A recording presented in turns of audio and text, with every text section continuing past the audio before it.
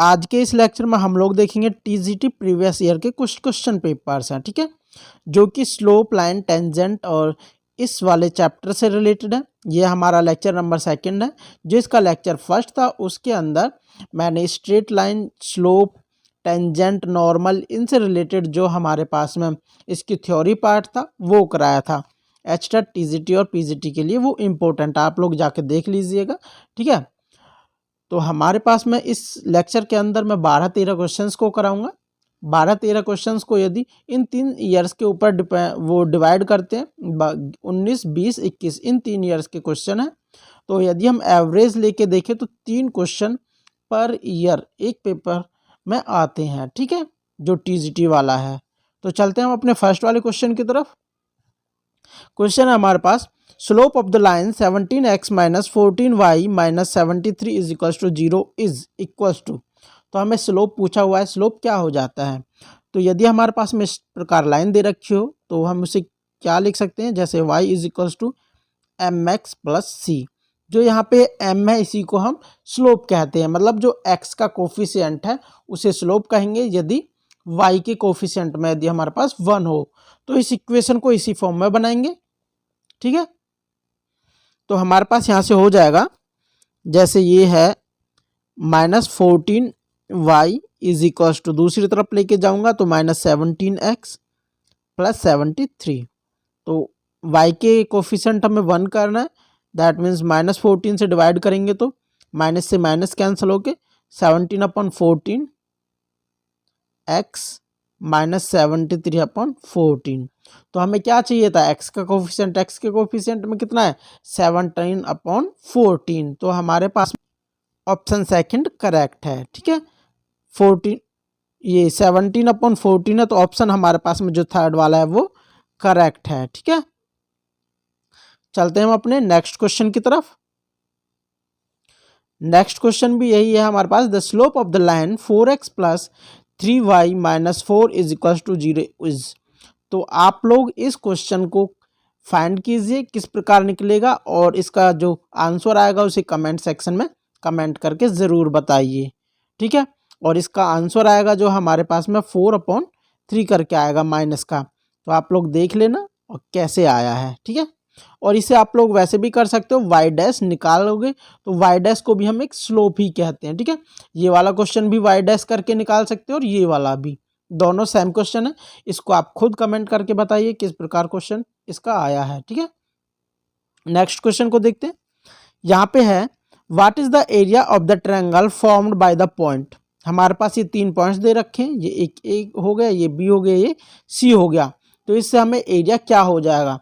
यदि हमारे पास 3 पॉइंट्स दे रखे हो तो इसके एरिया का एक फॉर्मूला होता है, जो है हमारे पास में 3 पॉइंट्स ये दे रखे हैं तो एरिया का फॉर्मूला 1/2 इंटू x1, फिर आ जाएगा y2 minus y3 plus x2 y3 minus y1 plus x3 y1 minus y2, ठीक है। तो यहाँ पे वाली वैल्यूज पुट करेंगे, 1/2 मॉड के अंदर है, मॉड के अंदर से हमेशा पॉजिटिव वैल्यू निकल के आती है। x1 यहाँ पे कितना हो जाएगा, a हो गया, a इंटू y2 अगर पुट करना चाहें तो हमारे पास आ जाएगा c minus C plus a, ये हो गया, प्लस x2 हमारे पास a है, फिर y3 हमारे पास है c minus a, then minus c minus a, फिर हमारे पास आ जाएगा माइनस a आ जाएगा x3 की बात करें तो, फिर आ गया c plus a minus c। तो इसे कैलकुलेट करेंगे, यहाँ से प्लस का c माइनस का c कैंसिल, ये प्लस का c माइनस का c कैंसिल, प्लस का c माइनस का c कैंसिल। तो हमारे पास यहाँ हो जाएगा 1/2, ये फर्स्ट वाले इसको देखेंगे तो ये हो जाएगा हमारे पास a², फिर यहाँ पे हो जाएगा -2a², फिर आ जाएगा -a²। तो -a² से ये a² कैंसिल हो जाएगा, देन ये हमारे पास में माइनस का 2a² है, 1/2 से डिवाइड करेंगे तो आएगा -a², और मॉड के अंदर से हमेशा पॉजिटिव निकल के आता है, ये हो गया a²। तो इसका जो एरिया है हमारे पास आ गया a², ऑप्शन सेकंड करेक्ट है। चलते हैं नेक्स्ट पे। तो नेक्स्ट पे जाने से पहले मैं थोड़ा सा इसे देख लेते हैं। यदि हमारे पास में area of the triangle ABC, मतलब 3 पॉइंट्स दे रखे हैं, यदि वो 0 है तो हम ए बी सी 3 पॉइंट्स को हम कोलिनियर पॉइंट्स कहेंगे। ठीक है, ये कोलिनियर पॉइंट्स कहेंगे उन तीनों पॉइंट्स को। और हम दूसरे मेथड से देख सकते हैं, यदि 3 पॉइंट्स हैं, यदि उनमें से दो पॉइंट्स का स्लोप निकाले, मतलब ए बी का स्लोप एंड बी सी का स्लोप हमारे पास में किसके इक्वल दे रखा है, मतलब यदि वो इक्वल हो जाता है तो भी हम उन्हें कोलिनियर पॉइंट्स कहेंगे। ये दोनों डेफिनेशंस किसी का भी यूज कर सकते हो आप लोग। ठीक है, तो चलते हैं हम क्वेश्चन की तरफ। अब यहाँ पे है हमारे पास में, if points a, 0, 0, b and 1, 1 are collinears then a plus B upon A B is equals to. देखो, आप या तो इस वाले का ट्रायंगल वाले जो फॉर्मूला था अभी मैंने कराया है, यहाँ पे एरिया ऑफ द ट्रायंगल, इसका यूज करो, या फिर आप लोग ये स्लोप वाली फॉर्म का यूज करो। दोनों तरीके से निकालोगे तो आप लोगों को ये निकल के आ जाएगा। तो हम इसे एरिया वाले फॉर्मूले से करते हैं। ठीक है, तो हमारे पास हो जाएगा यहाँ पे 1/2 देन a इंटू में b-1 आ जाएगा, b-1 प्लस x2 आएगा, वो 0 ही है तो 0 ही हो जाएगा सारा पार्ट, प्लस फिर x3 के लिए 1 इंटू 0 माइनस b। ठीक है, ये हमारे पास 0 होना चाहिए, और यदि 0 है तो इसको हम यदि दूसरी तरफ मल्टी भाग के वो गुना करेंगे आर पार, तो ये हमारे पास खत्म हो जाएगा यहाँ से। ठीक है, तो डायरेक्ट यही है, इसको सॉल्व करेंगे तो ए बी माइनस ए, फिर यहाँ से आ गया minus B is equals to 0, तो A B is equals to, इसे दूसरी तरफ लेके चले जाएंगे बाकी को, A plus B, then A plus B, यहाँ से हो जाएगा ए प्लस बी। अगर मैं इससे डिवाइड कर देता हूँ इसको तो ये ए बी आ जाएगा, देन इज इक्वल्स टू 1 बचेगा। तो हमें क्या पूछा हुआ था यहाँ पे, a plus B upon A B की वैल्यू पूछी हुई थी, ये किसके इक्वल आ गई, 1 के इक्वल। तो ऑप्शन फर्स्ट हमारे पास करेक्ट है। ठीक है, चलते हैं नेक्स्ट क्वेश्चन की तरफ। यहाँ पे अब if the point A B and C are collinear and a plus B is equals to 1 then the value of a and b are. तो a और b की हमारे पास जो वैल्यूज हैं वो क्या हो जाएंगी। ठीक है, ये चीज़ कैलकुलेट करनी है। और यहाँ पे एक बात अच्छी दे रखी है कि a प्लस बी के बराबर 1 दे रखा है। ठीक है, दैट मीन्स यदि ऑप्शंस का यूज करते हुए भी हम इसे सॉल्व करें तो भी हो सकता है। ठीक है, यदि a प्लस बी 1 के इक्वल आ जाएगा जिस भी ऑप्शन में, तो वो करेक्ट हो जाएगा। यहाँ पे देखो a प्लस बी दोनों को ऐड करेंगे तो 3 आएगा, दैट मीन्स फर्स्ट ऑप्शन गलत हो गया। सेकंड में करेंगे तो a प्लस बी, यहाँ पे ये 2 है, -1 है, दैट मीन्स ये -1 आ गया, ये प्लस का 1 आ गया, दैट मीन्स ये वाला ऑप्शन हमारे पास करेक्ट हो सकता है। अभी दूसरे ऑप्शन को और देख लेंगे, ये हमारे पास -1, ये -2 और 1, तो ये आ गया हमारे पास -1, दैट मीन्स ये भी गलत हो गया। एंड नेक्स्ट वाला देखेंगे तो ये -3 आ जाएगा, ये भी गलत हो गया। तो हमारे पास जो ऑप्शन बचा हुआ है वही करेक्ट आ जाएगा, दैट मीन्स जो हमारे पास सेकेंड ऑप्शन था वो कंडीशन को सेटिस्फाई भी कर रहा है और हमारे पास में वही करेक्ट है। ठीक है, चलते हैं नेक्स्ट क्वेश्चन पे। नेक्स्ट है, यदि बिंदु, ये हमारे पास में हिंदी में लिखा हुआ है, मतलब सेम वही क्वेश्चन है ये तो, a plus B upon A B, ये TGT 2020 में भी आया हुआ क्वेश्चन है और हमारे पास में ये TGT 2019 के अंदर भी क्वेश्चन आया हुआ है। ठीक है, तो आप लोग देख लो, ये रिपीटेड होते हैं क्वेश्चंस। ठीक है, चलते हैं नेक्स्ट क्वेश्चन की तरफ। नेक्स्ट क्वेश्चन पे जाने से पहले, the coordinate of A point dividing by the line segment of the point x1 y1 and x2 y2 internally. यदि हमारे पास में कोई पॉइंट है जो x1 y1 and x2 y2 को इंटरनली डिवाइड करता है रेशो m/n के अनुसार। ठीक है, तो हमारे पास में जो वैल्यूज हो जाती है, मतलब जो पॉइंट होता है जो डिवाइड करता है, वो होता है mx2 plus n x1 upon m plus n, comma में my2 plus n y1 upon m plus n। ये हमारे पास इंटरनली की बात है। यदि एक्सटर्नली की बात हो तो यहाँ पे माइनस का साइन आ जाता है। ठीक है, यही चीज़ें हमारे पास में। और यदि आप लोगों को ये अच्छे से समझना है, ये वाला लेक्चर जो थ्योरी पार्ट था वो मेरा फर्स्ट लेक्चर था, उसे जाकर जरूर देखें। ठीक है, अब मैं इसके रिगार्डिंग क्वेश्चन देखता हूँ। In what ratio is the segment joining the point 4, 6 and -7, -1 divided by x axis, यदि एक्स एक्सिस को, यदि हमारे पास में देखो यहाँ पे तो पॉइंट पूछा हुआ था, रेशो दे रखा था तो हम इजीली कैलकुलेट कर लेते हैं। यदि हमारे पास पॉइंट्स दे रखे हो, रेशो पूछा हो, तो हम के रेशो 1 करके मान के चलते हैं, ठीक है। अब यहाँ पे जो 1 है, 1 की जगह आप कुछ भी कांस्टेंट रख सकते हो, उससे कोई मैटर नहीं करता है, पर हम कैलकुलेशन को थोड़ा इजी करने के लिए यहाँ पे के रेशो 1 ही लेके चलते हैं। एक वेरिएबल होना चाहिए, एक कांस्टेंट होना चाहिए, ये बात है, ठीक है। तो इस वाले क्वेश्चन में हम मान लेते हैं जो हमारे पास में रेशो आएगा वो आएगा के रेशो 1, के रेशो 1 आएगा। अब इसका यूज़ करते हुए इन फॉर्मूलेज में पुट करना है, ठीक है। यहाँ से हमारे पास है जो एक्स एक्सिस है, एक्स एक्सिस हमारे पास में, यदि एक्स एक्सिस के ऊपर कोई भी पॉइंट ले तो हमारे पास हो जाता है x, 0, ठीक है। ये पॉइंट आता है एक्स एक्सिस के ऊपर, मतलब जो y की वैल्यू होती है वो हमेशा 0 होती है। अब x ये भी वेरिएबल हो जाएगा, k भी वेरिएबल हो जाएगा, मतलब जो x वाले कोऑर्डिनेट हम उसका यूज़ नहीं करेंगे, y वाले कोऑर्डिनेट का यूज़ करेंगे।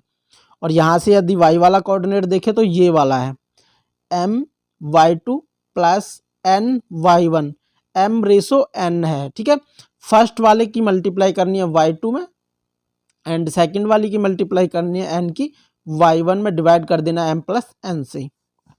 तो यहाँ पे हो जाएगा हमारे पास में, दैट मीन्स k की मल्टीप्लाई करनी है हमें -1 के साथ में, y2 ये -k हो जाएगा, और 1 की मल्टीप्लाई करनी है हमें 6 के साथ, अपॉन में हो जाएगा k प्लस 1, और ये हमारे पास हो जाएगा 0 के इक्वल।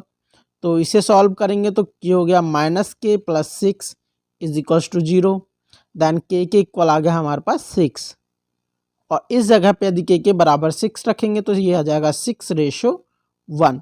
तो हमारे पास ऑप्शन 4 करेक्ट है, ठीक है। अब चलते हैं नेक्स्ट क्वेश्चन की तरफ। ये भी सेम क्वेश्चन इसी टाइप का है, वाई एक्सिस के ऊपर कट करता है, और इसमें भी क्या करेंगे हम के रेशो 1 मान लेंगे, एंड ये वाई एक्सिस की बात कर रहा है, मतलब 0, y हो जाएगा।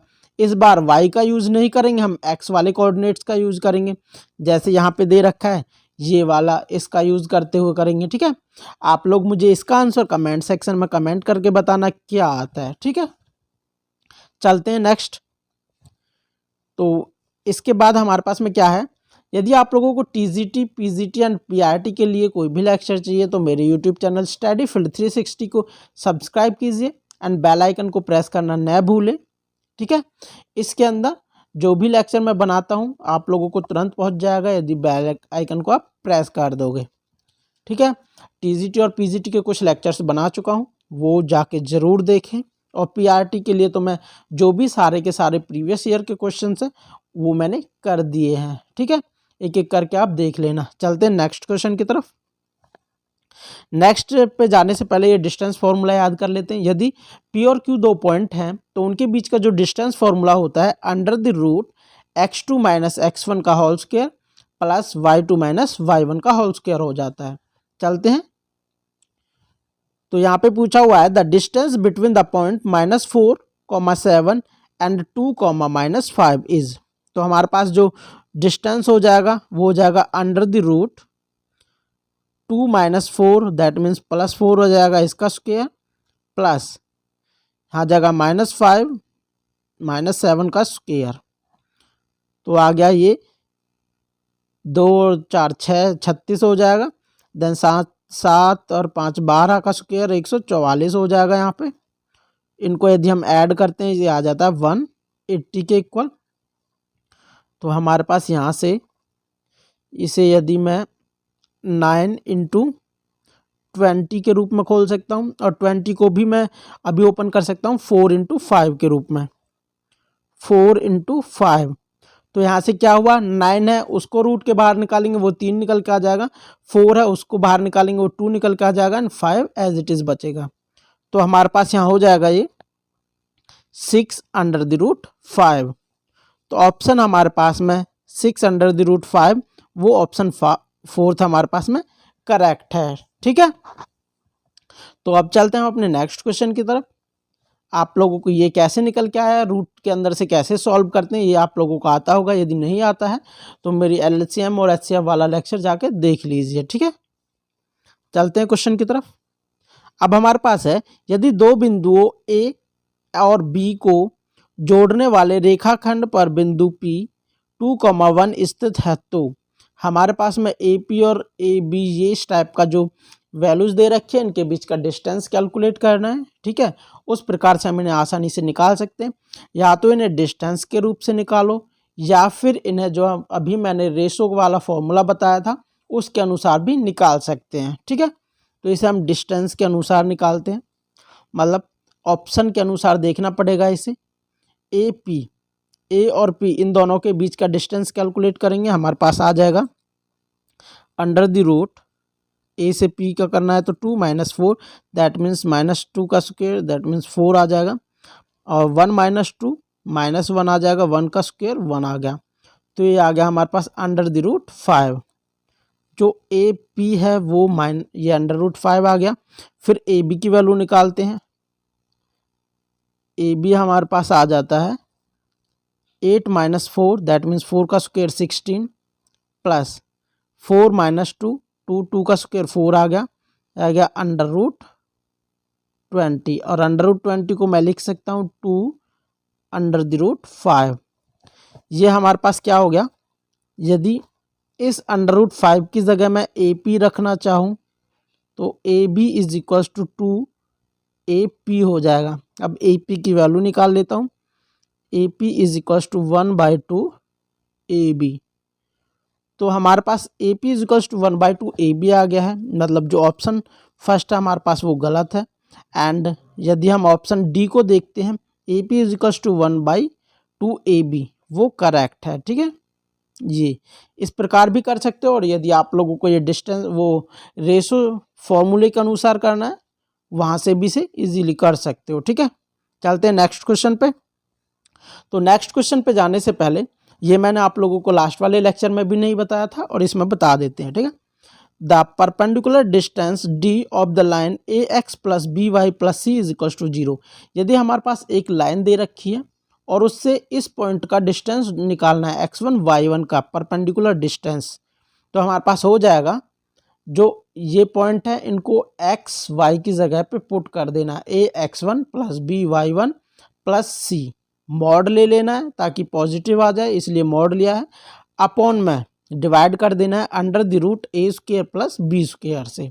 ठीक है, और यदि डिस्टेंस निकालना है हमें दो पैरेलल लाइंस के बीच में, जैसे हमारे पास दो पैरेलल लाइंस जा रही हैं, इनके बीच का जो डिस्टेंस है वो कैलकुलेट करना है, तो क्या हो जाएगा, दोनों जो हमारे पास में लाइन है, ये A है, यहाँ पे भी A होना चाहिए, ये B है, यहाँ पे भी B होना चाहिए। ठीक है, तभी कैलकुलेट होगा। ये C1 C2 है, ये दोनों अलग अलग हो सकते हैं, तो यहाँ पे हो जाएगा C1 - C2 अपॉन में अंडर द रूट, ये दोनों सेम है तो हमें किसी के भी A² + B² कर देना है, आ जाएगा। और यहाँ पे परपेंडिकुलर डिस्टेंस किस प्रकार निकाला गया है, जैसे एक लाइन है, यहाँ पे कोई पॉइंट है, तो ऐसे ये वाला डिस्टेंस कैलकुलेट किया है।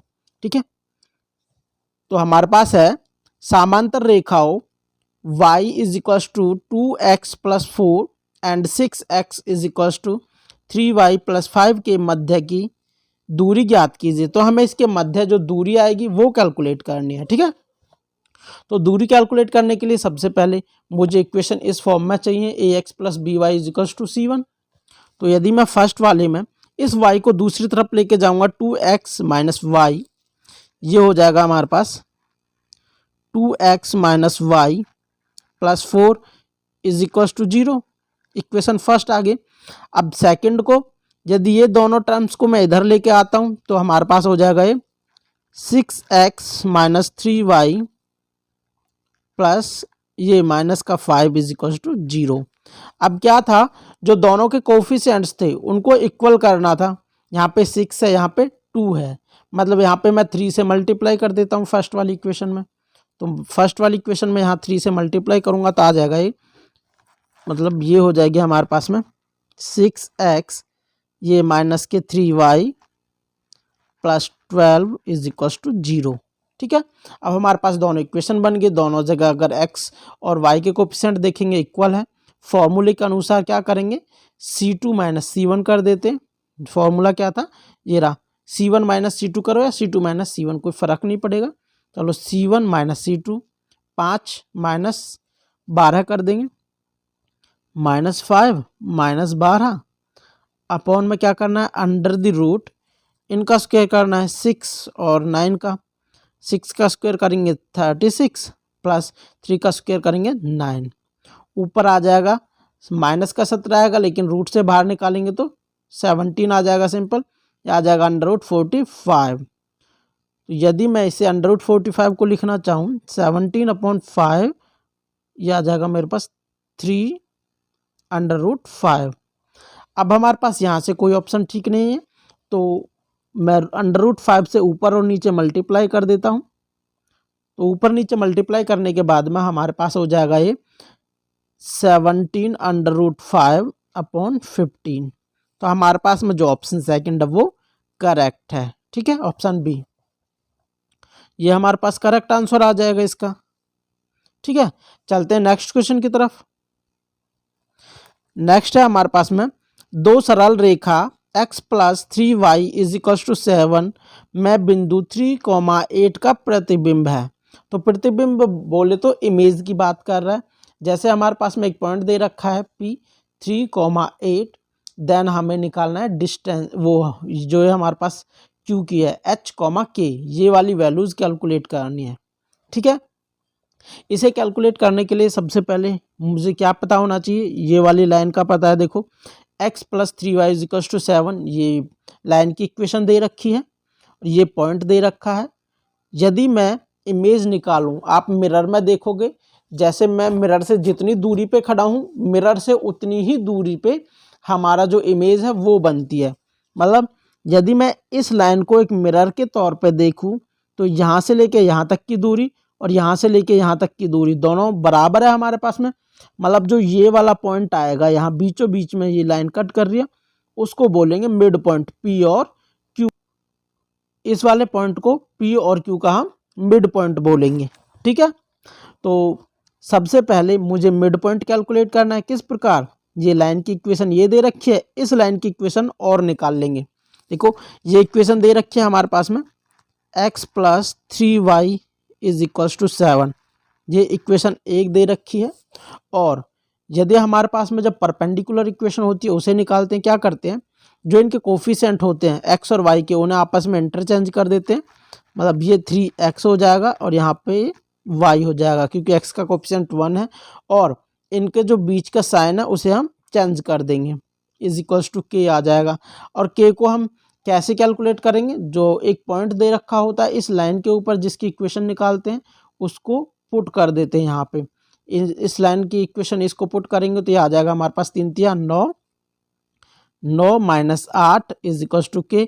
तो k के बराबर हमारे पास कितना आ जाएगा, k के बराबर आ गया हमारे पास 1। तो यहाँ पे इक्वेशन हो जाएगी 3x - y = 1। ये इक्वेशन आ गया हमारे पास सेकंड। यदि हम इस इक्वेशन को अब सॉल्व करेंगे, इन दोनों इक्वेशंस को सॉल्व करेंगे, दैट मीन्स देखो यहाँ पे x + 3y = 7 है, यहाँ पे 3x - y = 3 है। तो यहाँ पे यदि मैं 3 से मल्टीप्लाई कर देता हूँ तो y का और इस y का कोफिशिएंट इक्वल हो जाएगा। तो यहाँ पे हो जाएगा 3x, ये 3 से मल्टीप्लाई करूँगा तो 9x - 3y = 3, इक्वेशन थर्ड। यदि अब इक्वेशन में फर्स्ट वाली को और थर्ड वाली को ऐड करता हूँ तो ये y से y वाला कैंसिल हो जाएगा, ये 1y हो गया, ये 9y 10y हो जाएगा, ये 7 और ये 3, ये भी 10 हो जाएगा। मतलब 10x = 10। तो x के बराबर कितना आ गया हमारे पास 1। और यदि x के बराबर 1 मैं इस वाली इक्वेशन में पुट कर देता हूँ तो हमारे पास कितना आ जाएगा, तो यहाँ से हो जाएगा ये 3 - y = 1, दैट मीन्स y = आ जाएगा हमारे पास 2, y के बराबर आ गया 2। ठीक है, तो अब हमारे पास में जो ये वाला पॉइंट है ये आ गया 1, 2। अब यहाँ से मिड पॉइंट वाला फॉर्मूला यूज कर लेंगे, दिस प्लस दिस /2 करेंगे, दैट मीन्स 1 के इक्वल हो जाएगा हमारे पास में 3 + h, 3 + h/2 = 1 के इक्वल। इसे सॉल्व करेंगे तो यहाँ से आ जाएगा 3 + h = 2, विच इम्प्लाइज जो h आ गया वो आ गया -1। फिर इसी प्रकार ये हो जाएगा 8 plus k by 2 is equals to 2 आ गया, which implies 8 plus k is equals to 4। So k is equals to -4। तो हमारे पास h k जो प्रतिबिंब है वो आ गया -1, -4। तो यहाँ से यदि हम ऑप्शन चेक करें तो ऑप्शन जो डी है वो करेक्ट है। ठीक है, नेक्स्ट देखते हैं। तो आज के लेक्चर में बस इतना ही। यदि आप लोगों को लेक्चर पसंद आया है तो अपने दोस्तों के साथ इसे शेयर कीजिए और हमारे यूट्यूब चैनल स्टडी फील्ड 360 को सब्सक्राइब कीजिए और बेल आइकन जरूर दबाएं ताकि नेक्स्ट कोई भी वीडियो आए आप तक तुरंत नोटिफिकेशन पहुंच जाए। और कमेंट करके ज़रूर बताएं लेक्चर में कहाँ कमी है और कहाँ आप लोगों को अच्छा लगा है। जिस भी क्वेश्चन के बारे में मैंने कहा है कि इसका आंसर आप कमेंट सेक्शन में बताएं, उसका कमेंट सेक्शन में करके ज़रूर बताएं। Thank you.